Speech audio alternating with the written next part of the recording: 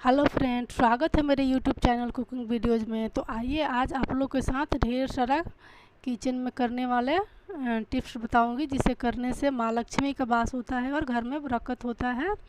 तो जो लोग ये सब मानते होंगे तो वो लोग ज़रूर देखेंगे, जो नहीं मानते होंगे तो कोई बात नहीं है। तो जो लोग मानते होंगे वे लास्ट तक ज़रूर देखिएगा ये वीडियो, बहुत कुछ सीखने को मिलेगा आपको।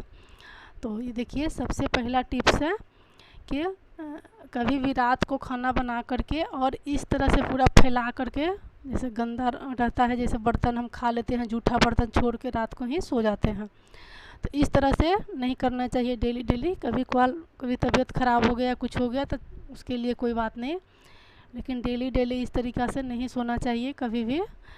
तो एक तो बदबू आने लगता है, अगले सुबह उठो तो किचन से, और कूड़ा भी जो भी होता है रात को ही निकाल देना चाहिए। और ये देखिए, इस तरीके से क्लीन करके सोइए तो सुबह उठिए और किचन में जाइए तो कितना अच्छा लगता है देखने में भी, और बदबू भी नहीं आती है।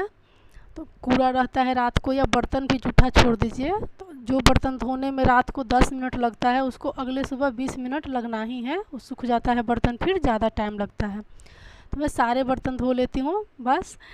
एक ये हमारे यहाँ का नियम है कि एक जूठा बर्तन रात को छोड़ देते हैं, पूरा क्लीन नहीं करते हैं। बाकी और जगह का अलग अलग नियम होगा। तो इस तरीक़ा से जो लोग नहीं करते होंगे आप ट्राई करके देखिएगा, बहुत ही अच्छा लगता है सुबह उठने में, और काम भी जल्दी हो जाता है।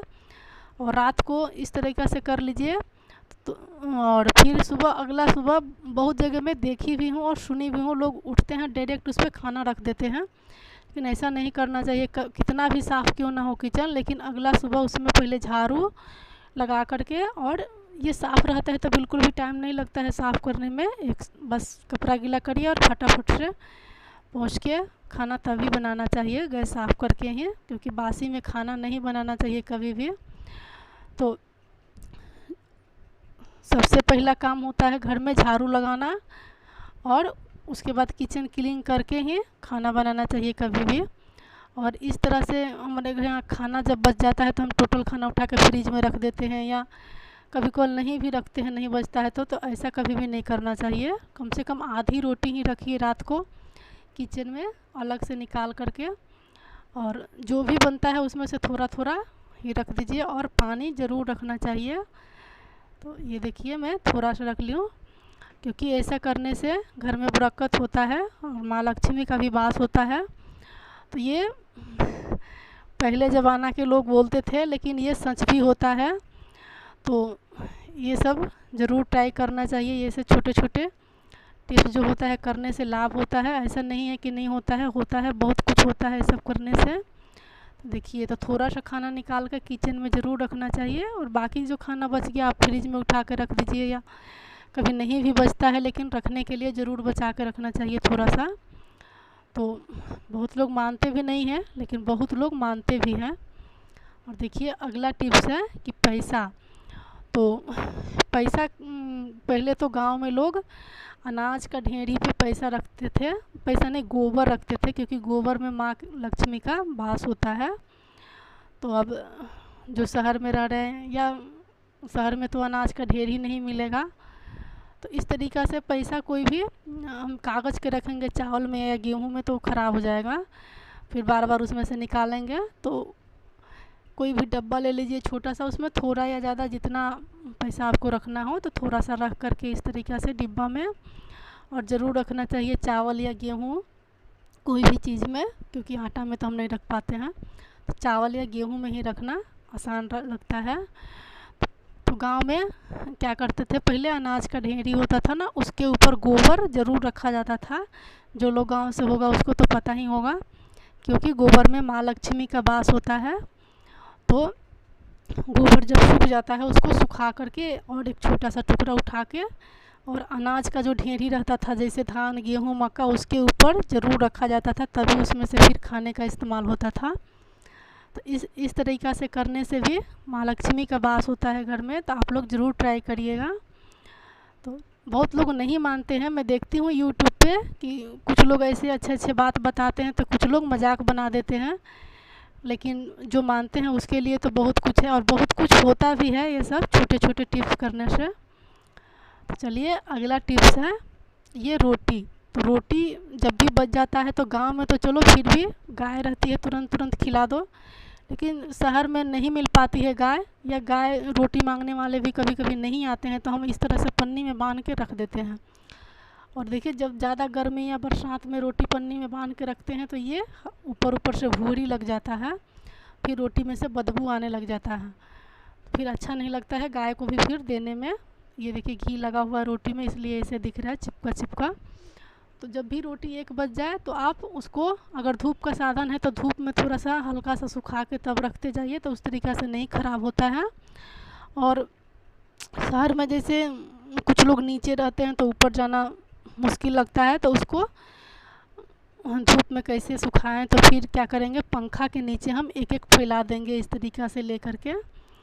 तो एक एक फैला के रख देंगे पंखा के नीचे, ये थोड़ा सा हार्ड हो जाएगा ना, तो फिर इसमें भुवड़ी या ऊपर से सफ़ेद सफ़ेद नहीं लगेगा।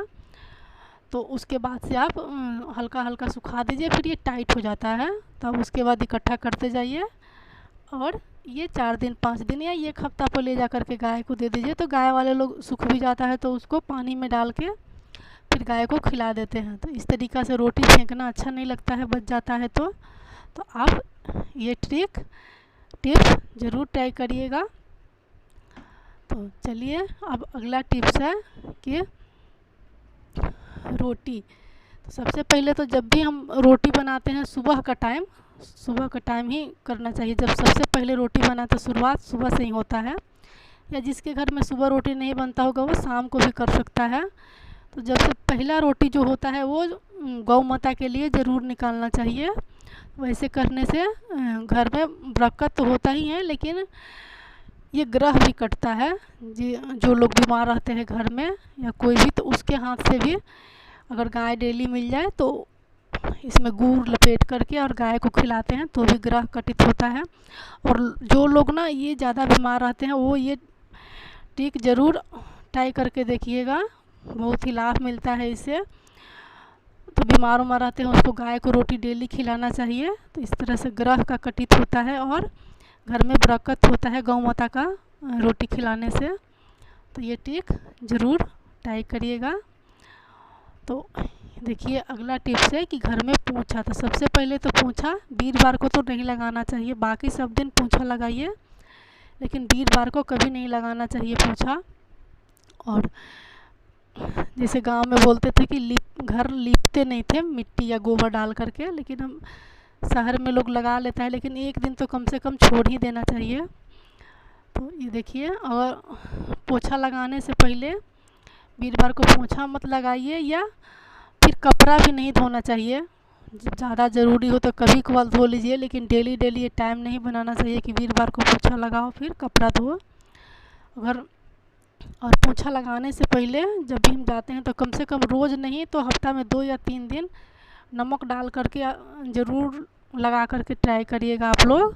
तो इसे कहते हैं कि घर में नकारात्मक शक्तियाँ भी नहीं आती और कीटाणु तो मरता ही मरता है, और लोग बीमार भी कम होते हैं। जैसे जिसके घर में ज़्यादा बीमार लोग रहते हैं उसको तो ये ज़रूर करना चाहिए, पोछे वाला पानी में नमक डाल करके ज़रूर लगाना चाहिए। और ये सच में सच होता है, मैंने ट्राई करके देखी थी, मैंने भी यूट्यूब पर ही देखी थी, और इसे सच में लाभ होता है। तो पोछे वाले पानी में ज़रूर नमक डाल, एक वीरवार को छोड़ करके बाकी दिन भी लगा सकते हैं, या वीरवार को तो छोड़ ही दीजिए, पोछा लगाना ही नहीं चाहिए। इस तरीक़ा से नमक वाला पानी से पोछा ज़रूर लगाना चाहिए, कम से कम रोज़ नहीं तो हफ्ता में 2 या 3 दिन तो लगाना ही चाहिए, अच्छा रहता है घर में। तो ये सब टिप्स, छोटे छोटे टिप्स कैसा लगा आप लोग ज़रूर बताइएगा। और पहले ज़माना में कुछ बड़े बुज़ुर्ग जो बोलते थे ना वो सच होता है, ऐसा नहीं है, मजाक नहीं होता है, वो सब करने से लाभ भी होता है और लक्ष्मी का भी वास होता है। तो इस तरीक़ा से कभी भी रात को बर्तन वर्तन छोड़ के नहीं सोना चाहिए, कभी कॉल हो गया तो हो गया। तो ये सब टिप्स अगर अच्छा लगेगा तो प्लीज़ मेरे चैनल को सब्सक्राइब करना मत भूलिएगा। तो मिलती हूँ अगले वीडियो में, तब तक के लिए बाय बाय।